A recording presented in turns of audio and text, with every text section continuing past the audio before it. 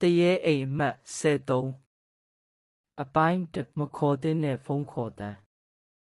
ရန်ကုန်မြို့ရဲ့အစွန်ဖျားမှာနှစ်ပေါင်းများစွာစွန့်ပစ်ထားတဲ့နှစ်ထပ်တိုက်အိုကြီးတစ်လုံးရှိတဲ့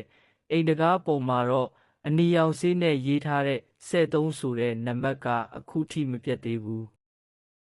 အနီးနားကလူတွေကတော့အဲ့ဒီအိမ်ကိုတရေအိမ်အမှတ်73လို့ပဲခေါ်ကြတယ်အကြောင်းရင်းကတော့လွန်ခဲ့တဲ့15နှစ်တုန်းကအဲ့ဒီအိမ်မှာမိသားစုတစ်စုလုံးတညတည်းနဲ့သေဆုံးခဲ့ကြတာပဲရဲတွေစုံစမ်းခဲ့ပေမဲ့ဘာကြောင့်သေဆုံးလဲဆိုတာဘယ်တော့မှအဖြေမရခဲ့ဘူးတနေ့ YouTube မှာတရေဗီဒီယိုတွေရိုက်ပြီးတင်လေးရှိတဲ့ကိုရဲတက်နိုင်မေစင်နဲ့ဇော်ကြီးဆိုတဲ့တငယ်ချင်းလေးယောက်ကအဲ့ဒီအိမ်ထဲကိုလက်လွှင့်ဖို့ဆုံးဖြတ်လိုက်တယ်ဒီတစ်ခါတော့ပောက်ကွဲမှာပဲည7:00 နာရီခွဲသူတို့အိမ်ထဲဝင်လိုက်တာနဲ့လေကအရန်အေးလာတယ်အိမ်ထဲမှာဖုန်တက်နေတဲ့ပရိဘောဂတွေကွဲနေတဲ့မှန်တွေနေရံမှာသွေးလိုအနီဆက်တွေရုတ်တရက်တီဖုန်ထူကြီးတက်နေတဲ့စပွဲပေါ်ကဖုန်းအဟောင်းကြီးမြည်လာတယ်မဖြစ်နိုင်ဘူးဒီအိမ်မှာလျှက်စစ်တောင်မရှိတော့ဘူးကိုရဲကဖုန်းကိုကင်လိုက်တယ်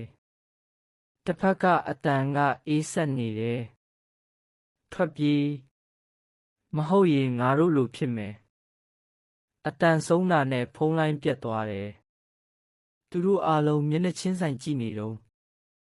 အပေါ်ထက်ကနေဒုတ်တယောက်လမ်းလျှောက်လာတဲ့အတန်ထွက်လာတယ်တက်နိုင်ကဓမီနဲ့အပေါ်ကိုထိုးကြည့်လိုက်တော့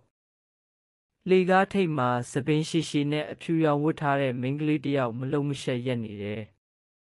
သူမရဲ့မျက်နှာကိုစပင်းတွေဖုံးထားပြီးဖြည်းဖြည်းချင်း